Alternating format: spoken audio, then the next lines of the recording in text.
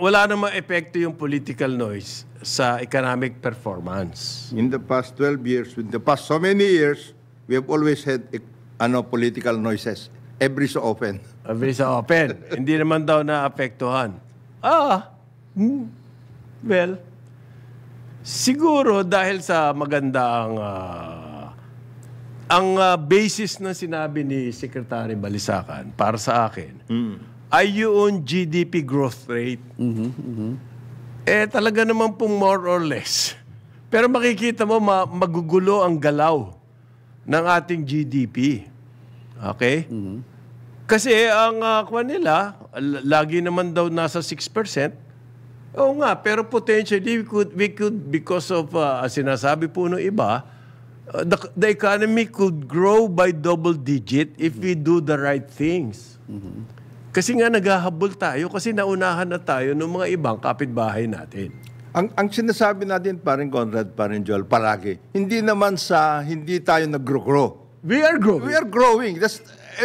Given yun. Ang pinag-uusapan natin, bakit ganyan lamang samantalang ang potential natin mas malakas? Yan ang sinasabi. Yun ang sinasabi natin. Because of the tinatawag po, yung sweet spot. Yung sweet spot noong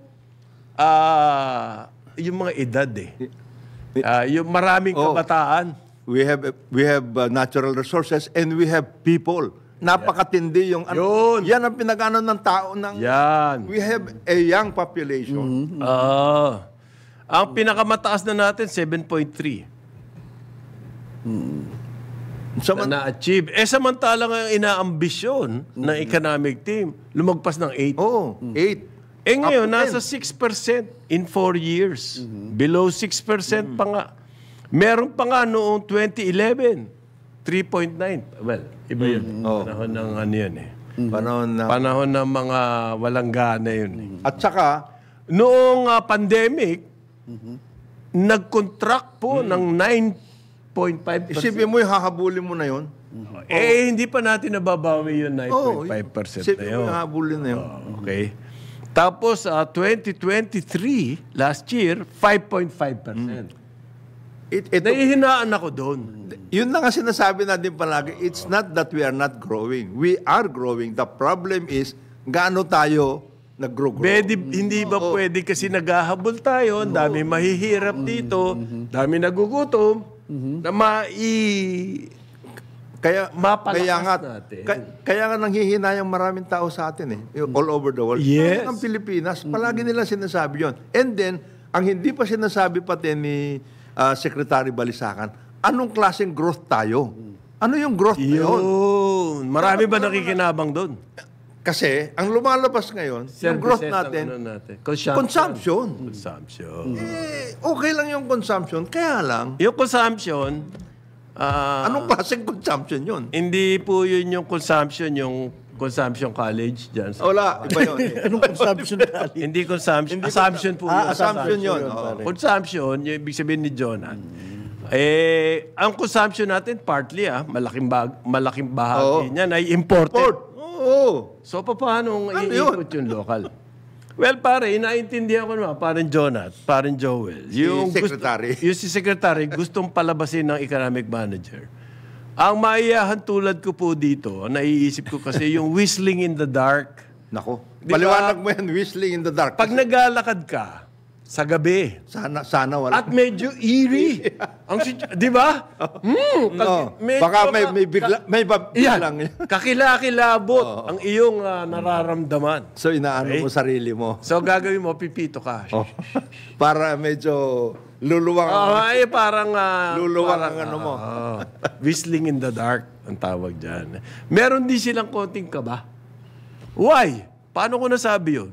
Kasi po, ang major news outfits worldwide na-pick up itong political noise na to Wag mo sabihin sa akin kahit papano, somewhere, somehow, may mga negosyante dyan nag-iisip ng Pilipinas, will suddenly stand up. Pipirmahan ko na yung cheque. Sit up and say, let's see what's happening there. I'm about to buy, ito na eh. Teka muna. I have to talk with my friend. Pero ang akin naman, some of the major international investors also looking at this part of the world, meron silang paraan kung paano himayin ano ang ingay mula sa media at ano ang nangyayari. Meron silang mga manager na nasa on the ground. Tama ka. At nakita nila na may roadmap naman ng presidente. May But the mere roadmap fact to that they had to do that, Is yun na, already- it's it's an already indication na masama itong political noise. At saka hindi lang. Eh paano kung sa review nila nakita nila, oops? Di ba? Hindi, at saka hindi lang yun. Parang joke. Kaya may mga country manager yung mga yan dito. Pero ang problema doon ganon, tama yan. They have all of these people. They can do it. The problem with that also is the fact na iano nila tayo. Babambuhin nila tayo. In other words, Ano ba kayo? hindi lang Yung yun. leverage nasa kanila ngayon. I-leverage nila tayo. Hihingin nila, hindi kami pupunta dyan. Yung create more nyo, kulang Yes. pa. Dagdagan nyo yung grade. Suddenly we are Yun lang. negotiating from the position of weakness. Ganon ang sitwasyon natin.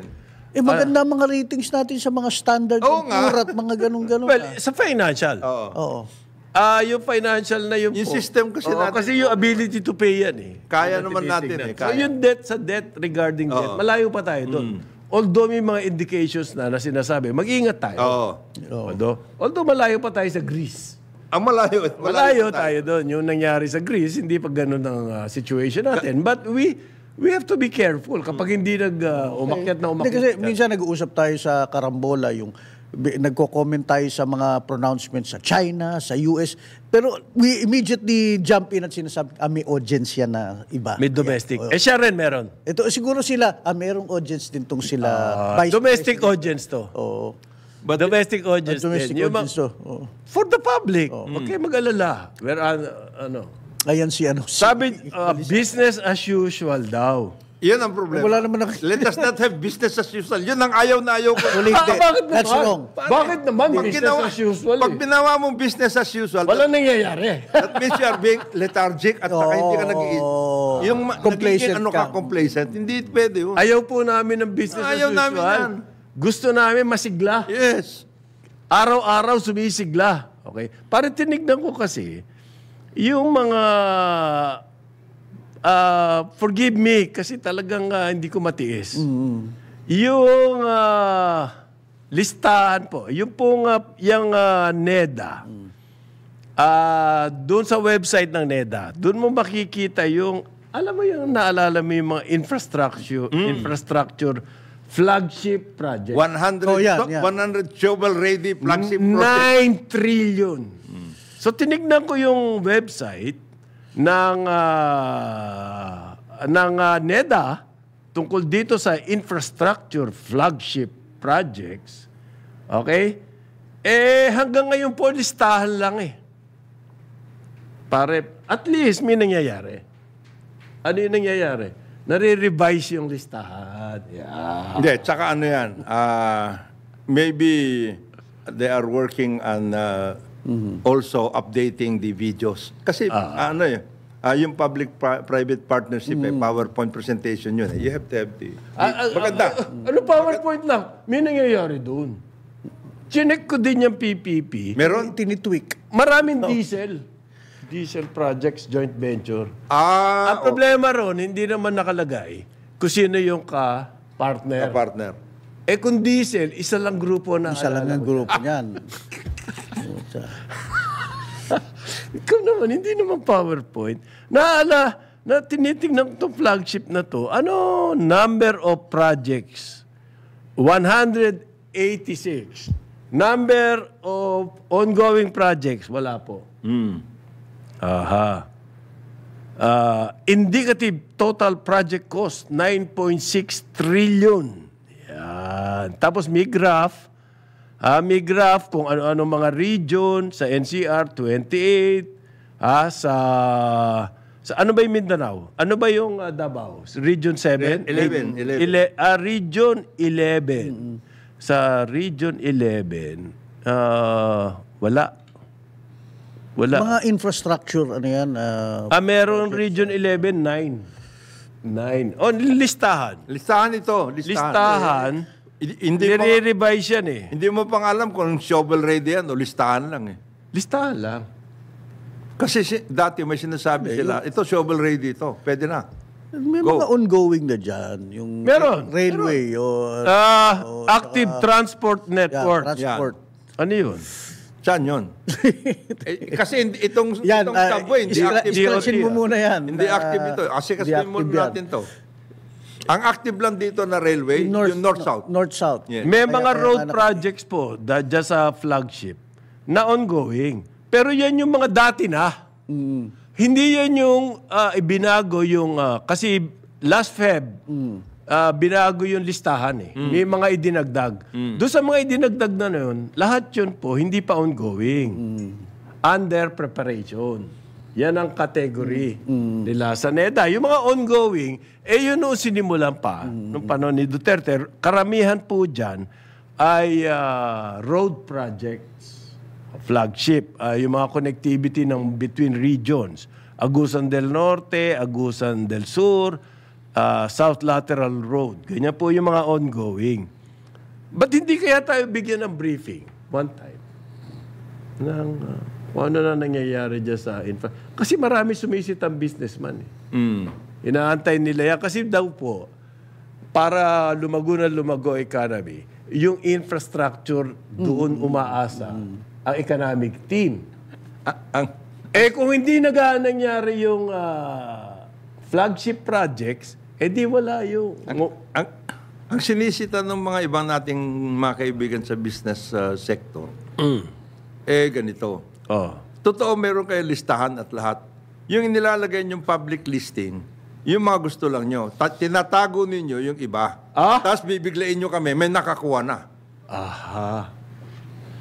Like the airport? Like the unsolicited proposals. Akala ko kasama yan doon sa list. Hindi.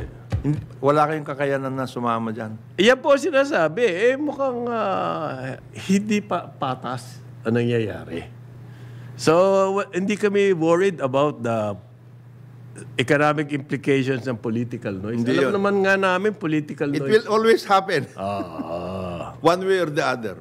Paano yan? Lalo na ngayon, malapit na eleksyon, na midterms. Di mangyayari yan.